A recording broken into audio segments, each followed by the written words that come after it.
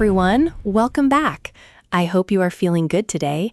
I am so happy to see you here again for another episode of our English Learning Podcast.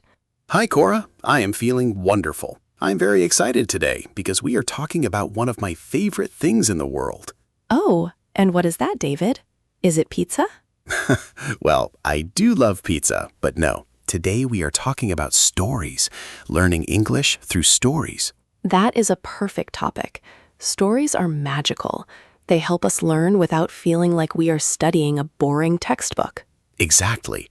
When you listen to a story, you want to know what happens next. Your brain is focused on the what and not just the grammar. That is the secret, Davy. When we enjoy a story, we relax. And when we relax, we learn much faster. So, Cora, for our listeners today, can we tell a small story? A very simple one? I think that is a great idea.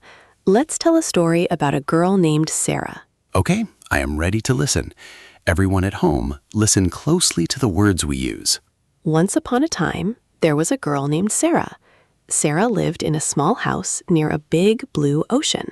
Every morning, Sarah woke up and looked at the water. Did Sarah like the ocean? She loved it. The ocean made her feel peaceful. But Sarah had a dream. She wanted to travel.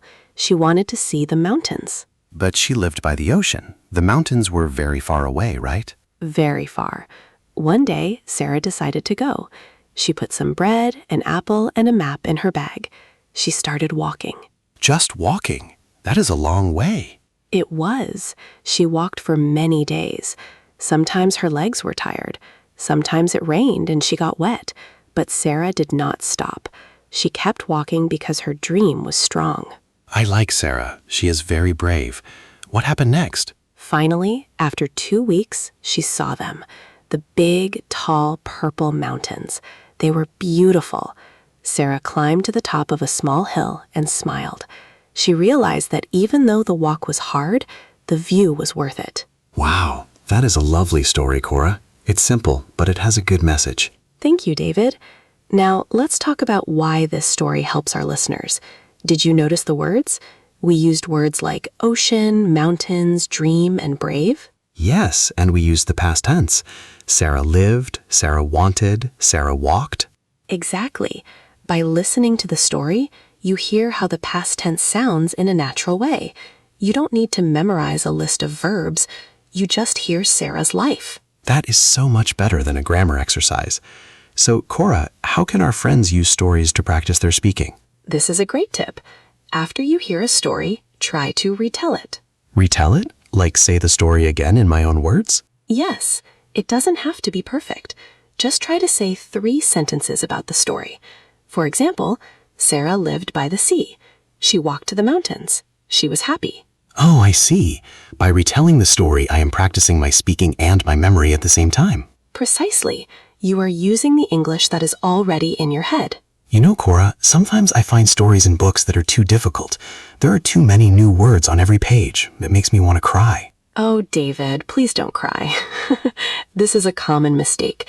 If a book is too hard, you will stop reading. You must find comprehensible input. That is a big phrase. What does comprehensible input mean? It just means information that you can understand. If you understand 80% or 90% of the story, that is perfect. The other 10% will be new words that you can learn easily. So I should find stories for children or English learners? Yes, there are many graded readers. These are books written specifically for English levels. Level 1, Level 2, Level 3. Start at Level 1 and feel proud. I like that. I would rather finish a small, easy book than fail at a big, hard book. Exactly. Finishing a book gives you a lot of confidence. You can say, I read a whole book in English. That is a great feeling. Now, let's talk about writing. Can we use stories for writing practice too? Definitely. Here is a fun activity. Change the ending of the story. Change the ending? So for Sarah's story, maybe she meets a dragon in the mountains. Why not? Or maybe she meets a friend and they start a cafe in the mountains. Writing a new ending helps you be creative in English.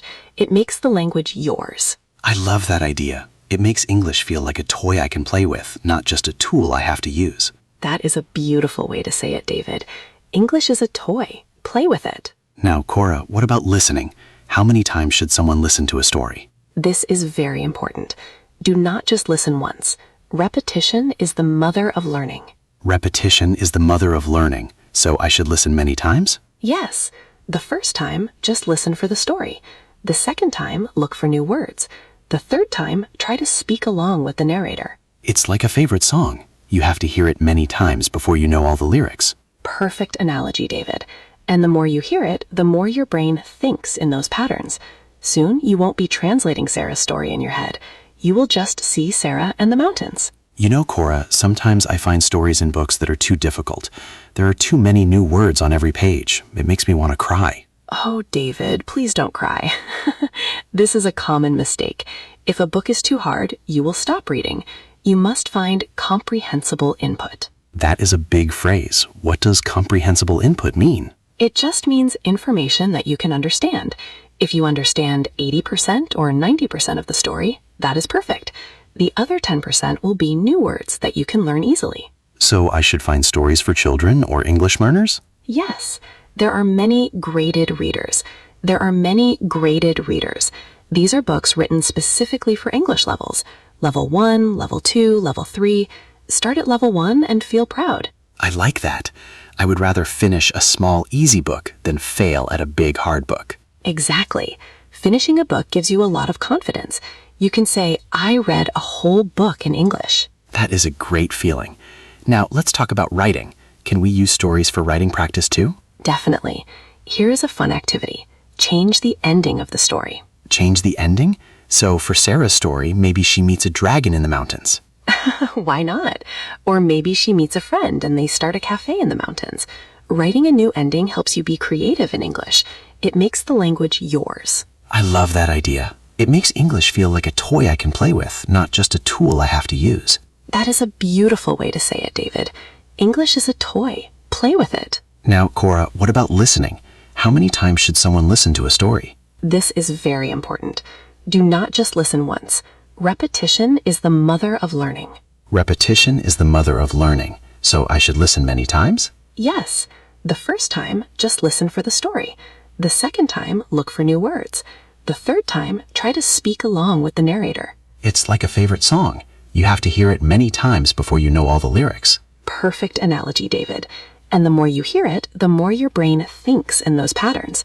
Soon, you won't be translating Sarah's story in your head. You will just see Sarah and the mountains. You know, Cora, sometimes I find stories in books that are too difficult.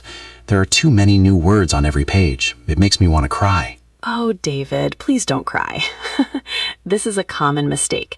If a book is too hard, you will stop reading. You must find comprehensible input. That is a big phrase. What does comprehensible input mean? It just means information that you can understand. If you understand 80% or 90% of the story, that is perfect. The other 10% will be new words that you can learn easily. So I should find stories for children or English learners? Yes, there are many graded readers. These are books written specifically for English levels. Level 1, Level 2, Level 3. Start at Level 1 and feel proud. I like that. I would rather finish a small, easy book than fail at a big, hard book. Exactly. Finishing a book gives you a lot of confidence. You can say, I read a whole book in English. That is a great feeling. Now, let's talk about writing. Can we use stories for writing practice too? Definitely. Here is a fun activity. Change the ending of the story. Change the ending? So for Sarah's story, maybe she meets a dragon in the mountains. Why not? Or maybe she meets a friend and they start a cafe in the mountains. Writing a new ending helps you be creative in English. It makes the language yours. I love that idea. It makes English feel like a toy I can play with, not just a tool I have to use. That is a beautiful way to say it, David. English is a toy. Play with it. Now, Cora, what about listening? How many times should someone listen to a story? This is very important. Do not just listen once. Repetition is the mother of learning. Repetition is the mother of learning, so I should listen many times? Yes. The first time, just listen for the story. The second time, look for new words. The third time, try to speak along with the narrator. It's like a favorite song. You have to hear it many times before you know all the lyrics. Perfect analogy, David. And the more you hear it, the more your brain thinks in those patterns. Soon, you won't be translating Sarah's story in your head. You will just see Sarah and the mountains. I want to talk to our listeners for a moment about motivation. Sometimes learning English feels like Sarah's walk. It is long, it is tiring, sometimes it rains. That is true. It is a long journey. But remember Sarah's view from the hill? Yes, the view was beautiful. Your view will be the first time you have a conversation with a native speaker, or the first time you understand a movie without subtitles. Those moments are worth the walk. So don't stop walking, even if you only take a few steps today. Yes, even 5 minutes of English a day is better than 0 minutes. Be consistent. Be like Sarah. I feel very motivated now, Cora. I want to go find a story right now. Wait, David, we have to finish the podcast first. We have our 3 simple tips to share. Oh, right. I almost forgot. Okay, listeners, here are 3 things you can do today to learn English with stories. Tip number 1, find a short story YouTube channel for English learners. There are many channels that tell